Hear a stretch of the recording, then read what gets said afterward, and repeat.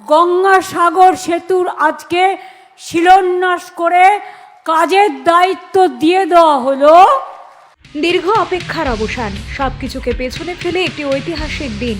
কারণ গঙ্গাসাগর সেতুর ভিত্তিপ্রস্তর স্থাপন করা হলো পশ্চিমবঙ্গের মাননীয় মুখ্যমন্ত্রী মমতা বন্দ্যোপাধ্যায়ের হাত ধরে। মুড়িগঙ্গা নদীর ওপর 5 কিলোমিটার লম্বা এই 4 লেন হাইওয়ে মূল ভূখণ্ডের কাকদ্বীপের সাথে কচুবেড়িয়াকে যুক্ত করবে। সুন্দরবনের ভৌগোলিক পরিবেশ একেবারেই আলাদা।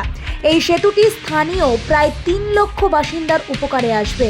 এর ফলে বাণিজ্য বাড়বে, পণ্যের দাম কমবে, কর্মসংস্থান সৃষ্টি করবে এবং শিক্ষার সুযোগ উন্নত করবে। এর পাশাপাশি স্থানীয় কৃষিজাত পণ্য কম খরচে পরিবহন করা যাবে এবং পর্যটন শিল্পও চাঙ্গা হবে।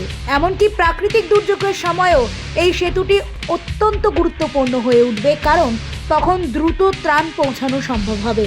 এমনটাই দাবি মুখ্যমন্ত্রী মমতা বন্দ্যোপাধ্যায়ের। আমরা মুখে বলি না, আমরা কাজে করি।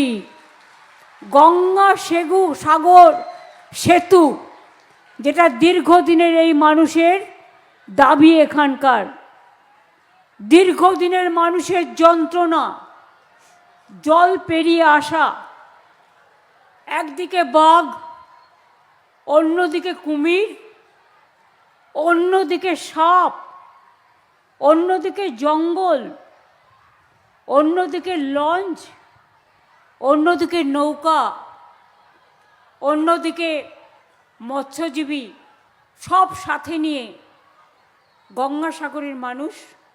আপনারা আগেও দেখেছেন অনেকগুলো সেতু আমরা করেছি। বকখালি আগে পার হতে হতো গঙ্গা দিয়ে, এখন কিন্তু সেতু হয়ে গেছে, অনেক সেতু হয়ে গেছে। গঙ্গাসাগর সেতুর আজকে শিলান্যাস করে কাজের দায়িত্ব দিয়ে দেওয়া হলো। 1700 কোটি টাকা খরচ করে রাজ্য সরকার এটা আপনাদের উপহার দিচ্ছেন, যাতে আগামী দিন গঙ্গাসাগর আর 2-3 বছরের মধ্যে এই সেতুটি তৈরি হয়ে যায়। অর্ডার দেয়া হয়ে গেছে।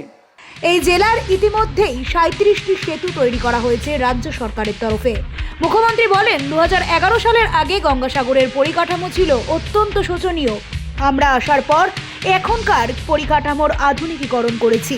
3টি হেলিপ্যাড তৈরি করা হয়েছে। গঙ্গাসাগর মেলা যাতে সুশৃঙ্খলভাবে সম্পন্ন হয় তার জন্য 4-5 জন মন্ত্রী, উচ্চপদস্থ আধিকারিক এবং এনজিওরাও সজাগ থাকেন। এছাড়াও সোমবার একটি 100 শয্যার ডরমেটরি উদ্বোধন করা হলো, যা সারা বছর খোলা থাকবে এবং এর নাম রাখা হয়েছে সাগরকন্যা।